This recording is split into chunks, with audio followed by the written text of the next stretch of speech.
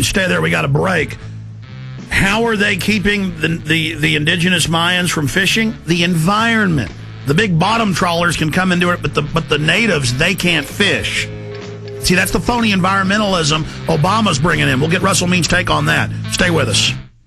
We're on the march. The empire's on the run. Alex Jones and the GCN Radio Network.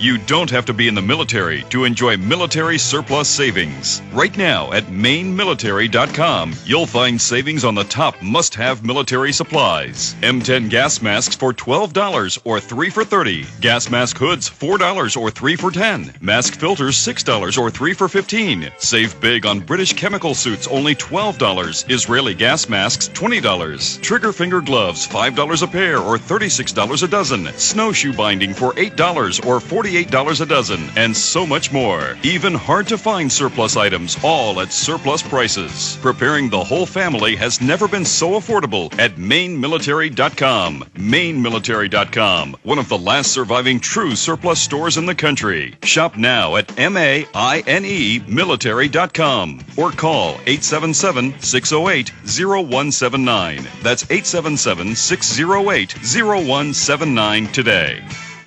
A day unlike any other in the long course of American history, a terrorist act of war against this country. The enemy struck America on September 11th. But who is the enemy? Bin Laden. This is his MO. We have to look to the Middle East. We have to look to Osama bin Laden. Fabled Enemies is the first 9/11 film to take a close look at the terrorist ties to intelligence networks inside the United States. Some U.S. investigators believe that there are Israelis again very much engaged in spying in and on the U.S. I'm aware that some Israeli citizens have been detained. Bin Laden's connections to the CIA, the hijackers' ties to the FBI, the Saudi Arabian connection, the Israeli intelligence network, warnings and war games, the shadow government, and much, much more. Fabled Enemies.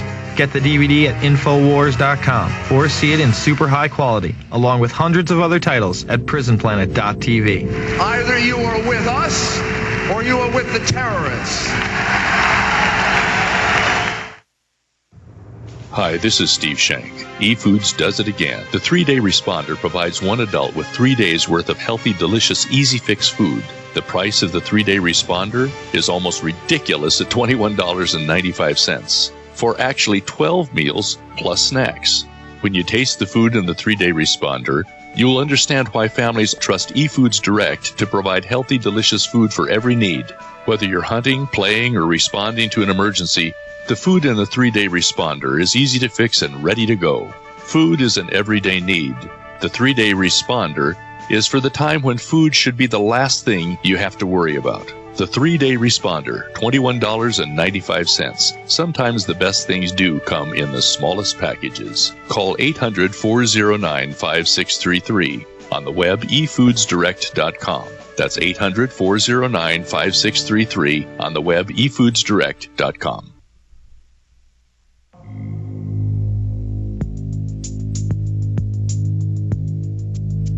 Thanks to a listener idea, we've come up with a great new T-shirt where you can maybe deprogram Obamanoids.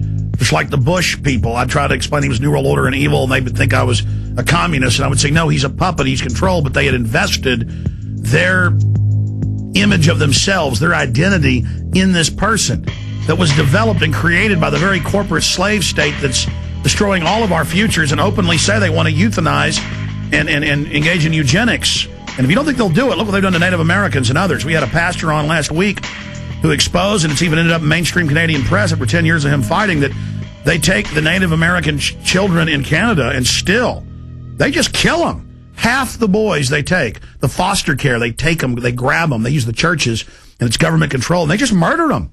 Murder little kids, and it's on record, and nobody gets in trouble. Nothing happens. It's sick, but they want to do it to everybody. It's any group. See, with the Native Americans, they could sell people they were different or they're causing a problem. You know, they're different from us. Let's kill them. But then the killing also happens to those that helped do the killing or their ancestors. That's how this works. But here's the new shirt, and it says on the cover here, it says "Worst President Ever," and it's one half of the face is George Bush. And on the other half, it's Obama. It says, "Until now," Infowars.com. And on the back, it says, "Don't be a sucker."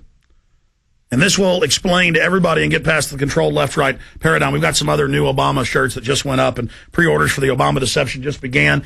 And it's about getting the information out. It's also about supporting the show so we can have a platform to support other great activists and humanitarians. And speaking of that, Mr. Means, before we get into other issues and where you think things are going in the future, tell us about the Lakota Nation, the 4.5 or 5 state area, what has happened, how people get involved.